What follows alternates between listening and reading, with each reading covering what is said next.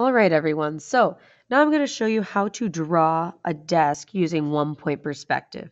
Now, regardless of the style of desk that you're having in your room, it probably starts with a very basic shape, such as a cube or a prism that looks very similar to how we have our bed that's finished, except for it might be a lot narrower, or it might be a little bit taller, or it might have, as in my example, some parts of it that are missing and cut out from it.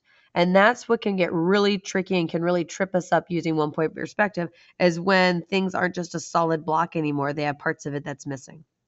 So I'm going to show you how to start drawing a basic desk and then go into drawing something more similar to how mine is, where there's part of it missing, specifically this big opening in the bottom.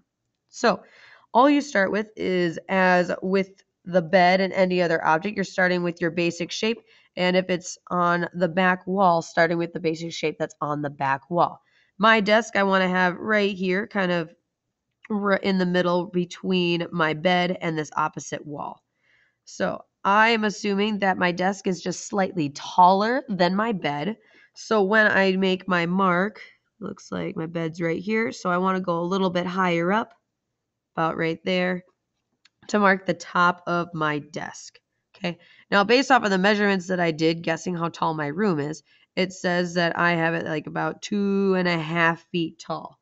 And now that I think about it, I think that might be a little bit short for a desk. So I'm going to raise that up so it's about 3, because that seems a little bit more natural for the height of a desk.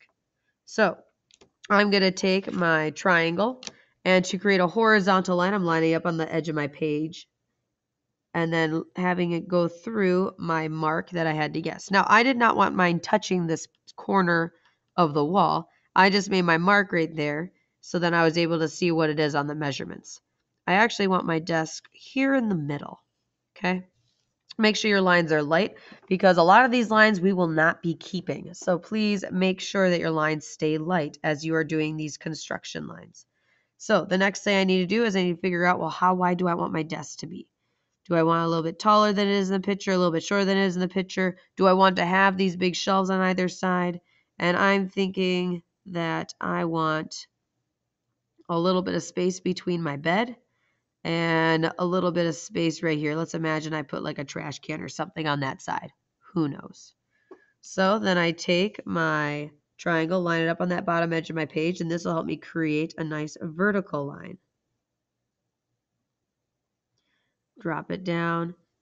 And it's okay at this point if it wasn't perfectly on my first line, because this is not an orthogonal that I'm making where it has to perfectly line up in the corners. I just need to make sure it's a perfect vertical line and that it gets me about the width that I want for my desk.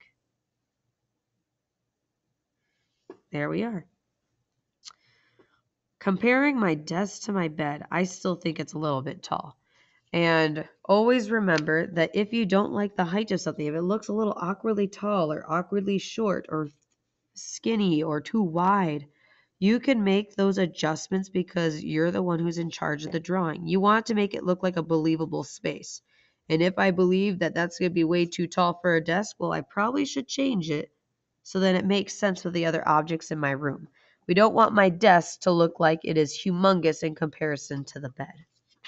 So, got my back part of my desk all planned out.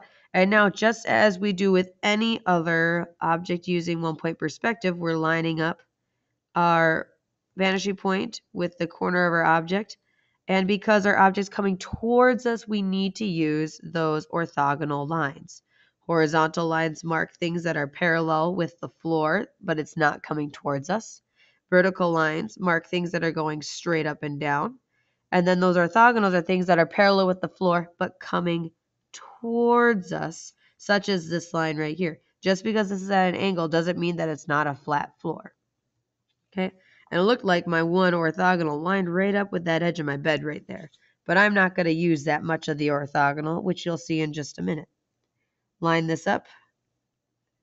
Okay, so I don't need to extend it very far because my desk is not going to be as large as my bed is.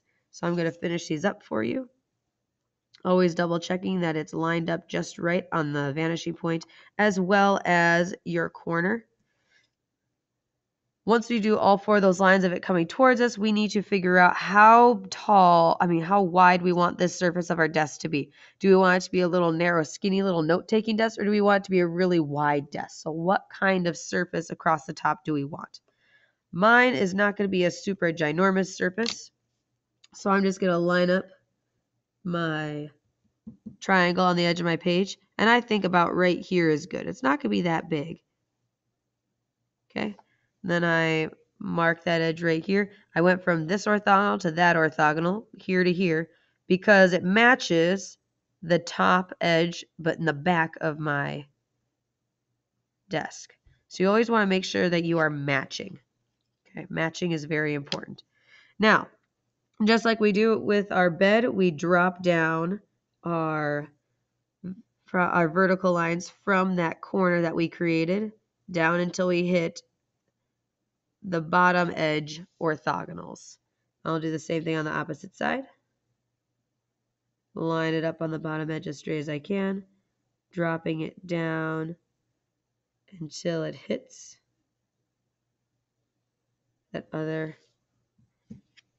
orthogonal. Okay. It looks like my line was not quite lined up on that corner, so I'm going to reapproach that. It was kind of tricky because my line got really skinny towards the end. There, that should be better. If I kept going and I drew my horizontal line, I would have found out that it wasn't quite right.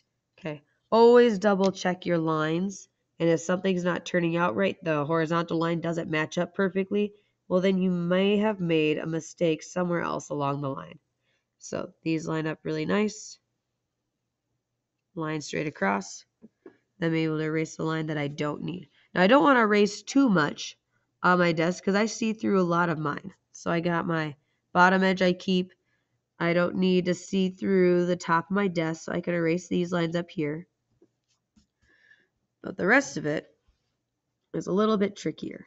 I don't see through the side. We can erase this.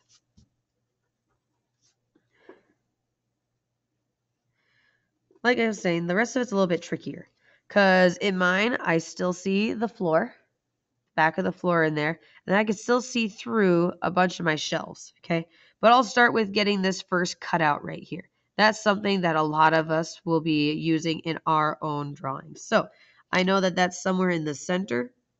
So I want to start with making a mark where this section of my desk would stop. So I'm going about right here. I'm just guessing here, okay? If I guess wrong, I can always erase it. That's why I'm drawing lightly. And then do the same thing coming from the opposite side, and I think about right here just before that other corner right there, and then I use vertical lines to connect it with the bottom, because if I used a horizontal line, it'd go off here. If I use an orthogonal, it doesn't help at all. So I need to use a vertical line. So I'm going to be bringing this straight down, making sure that my triangle is lined up perfectly with the edge of my paper, making sure it's lined up with my mark that I made, bringing that straight down to the front of my desk, and I'm doing the same thing on the opposite one. And then I'll be going back and erasing the lines that I no longer need because I can't see through part of this. So I probably don't need this, but I don't want to erase it too much because if I continue and I want to have these big openings, I might need some of that again. Okay. And then our desks are not paper thin. See how there's a little bit of thickness up here? I'm going to take this and draw another horizontal line, but just so I can have a little bit of thickness for the top edge of my desk. If we just leave it as a line versus creating a shape, it will make it look like our desk was made out of paper and that it would definitely collapse easy. So erase this line that I no longer need. I won't be able to see through this edge of the desk.